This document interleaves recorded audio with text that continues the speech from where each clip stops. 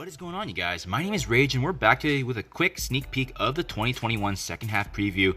Marvel Strike Force did actually release this today, so we're just going to quickly rip through it here, take a look at some of the quick updates in regards to how it's going to impact the game going forward, and especially me coming from a 100% free-to-play player perspective.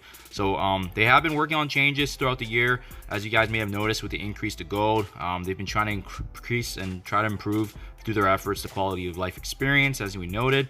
The T2 Iso-8 here, you can see with the blue, was originally and still is only in the Doom raid. So hopefully we get to see this more released in the general community, because I know that from other lower level alliances, they're not going to have access to the blue Iso-8. So that's definitely something I'm hoping that they can shed some more light on. But you can see they left a very general comment here, so hopefully more information to come. But something to comment here, the player level 85, as you guys can see, now is going to be likely released sooner rather than later.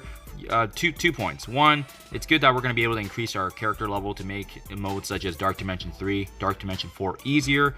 But it's also another thing to say that, you know, in this game right now, just given how the scaling of the gold is, definitely it is constrained. A lot of players have that restriction. It's also why I really kind of manage my gold effectively, because with higher levels comes that higher gold level requirement. So hopefully there's going to be some more activities here. They did give us a reassurance here that there is going to be some more streamlining of the gold economy, so I hope that comes to fruition.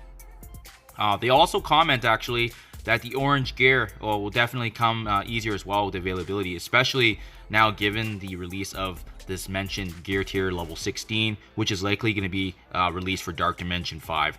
So that being said though, they did comment that levels will come before the gear, so we likely won't have to worry about this till later, but the color is actually going to be teal. So I know that before people speculated from the data mines that it was going to be red gear, but it turns out it's going to be the color being teal. So it's definitely something to keep in mind, but hopefully those caveats and those restrictions are likely easier for us going forward. They also bring to our attention now the next Doom raid being the level 2 here. And again, I guess with this one, my concern is just for the fact that characters need to actually be the T2 Iso-8 blue, not green, as the restriction here to be taking part in this. And I'm all for the higher difficulties to unlock better rewards, but you know, I hope that they have another game plan in terms of being able to release this in a more effective manner, because what happens if you're just not an alliance that competes at that high level? It's going to be very hard to get this material to play in the Doom raid 2, which ultimately will likely play a factor into releasing those rewards. Next, we also see now the mention of Dark Dimension 5, and as I suspected, the gear tier level 16 is going to be the character trait that's going to be required. So, you know, just keep building the characters that you've already utilized in Dark Dimension 3, Dark Dimension 4.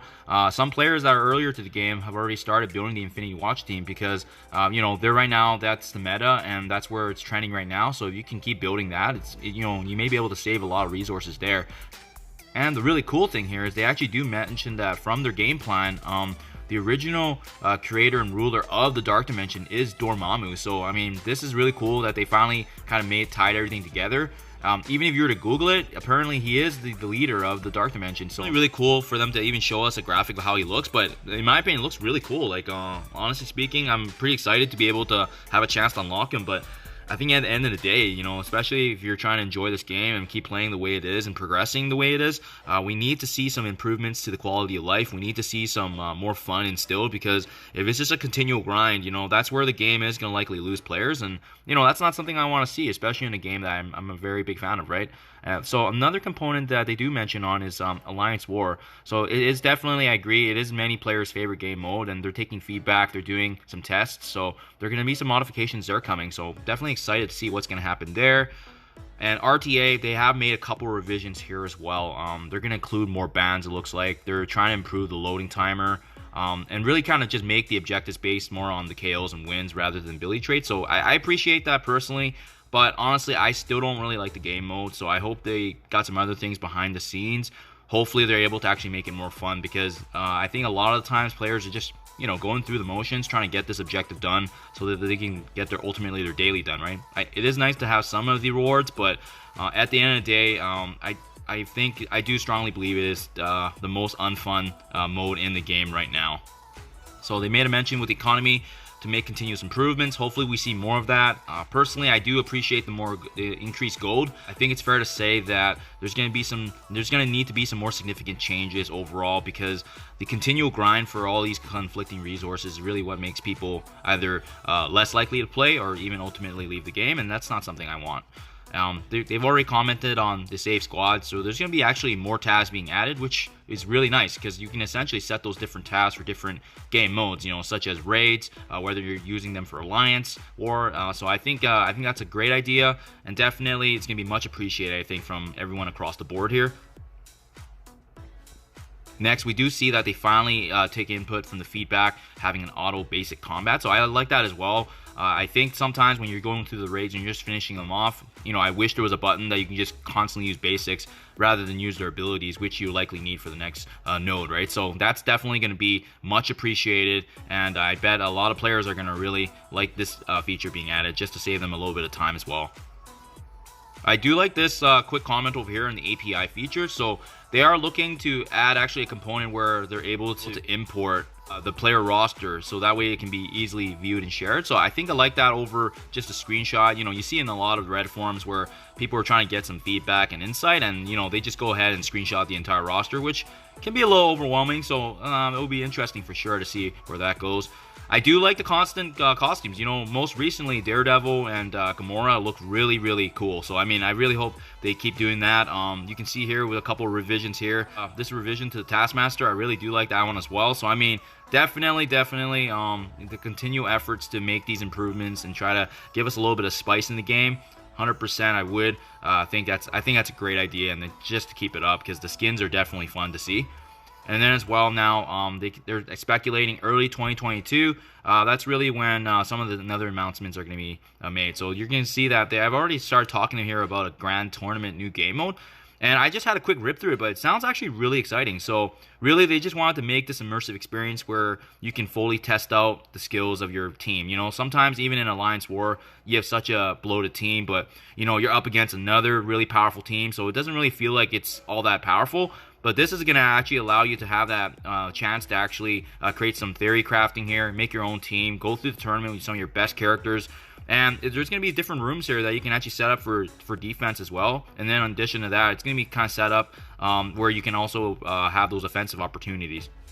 They give you a little brief overview here of the structure. They get matched into a large group, and essentially you're just taking turns fighting each other over the course of a week. And then it's going to be based on multiple rounds. So then the victory points will be earned and accumulated, and that's really what's going to determine who wins at the end of the day. So I do really like this concept. I think it's going to add a little bit of freshness into the game, especially if you want to try out and see how far your team goes, combined with your strategy, of course. And it's still in early developments, but they're the nice thing is they do intend to work with the players to get feedback. So definitely looking to hear back on what the progress for that will be. So overall, a good amount of information. I'm glad they were able to kind of summarize a lot of this stuff, but personally as a free-to-play player, I'm more so interested on how is this going to help us as the community that's not willing to spend money in the game, right? Like, how are you still going to be able to continue to have fun? I think the biggest component is they're getting feedback. Personally, I'm excited for this new game mode next year, but I'm more worried about what's going to happen this year, especially with all the continued improvements, such as the increases to level gear, the Iso-8 blue. We have a Dark Dimension 5 potentially coming, likely before the end of the year. That's just the known pattern from the Dark Dimension previous release dates. So definitely, I like how the new character releases have been getting stronger and stronger, but also that's a constant draining factor for players continually trying to keep up, right? So I think this is going to be able to spark some interest. It's going to be able to reignite some flame. But I do agree that many players, we need to see more changes in the game. Just to be, for us to get excited and engaged. This was great for the transparency side, and in my opinion, I think it's definitely the start of something. But we definitely need to see more feedback, and we definitely need to see more, just them considering our comments and trying to build a better and stronger game in the long term, right? So, hope this video was able to give you a quick overview, you guys, of what to expect in the next 6 to 8 months. But fingers crossed here that you were able to, really capitalize on these changes and take advantage. So, thank you as always, you guys, and as always, I'll see you in the next one.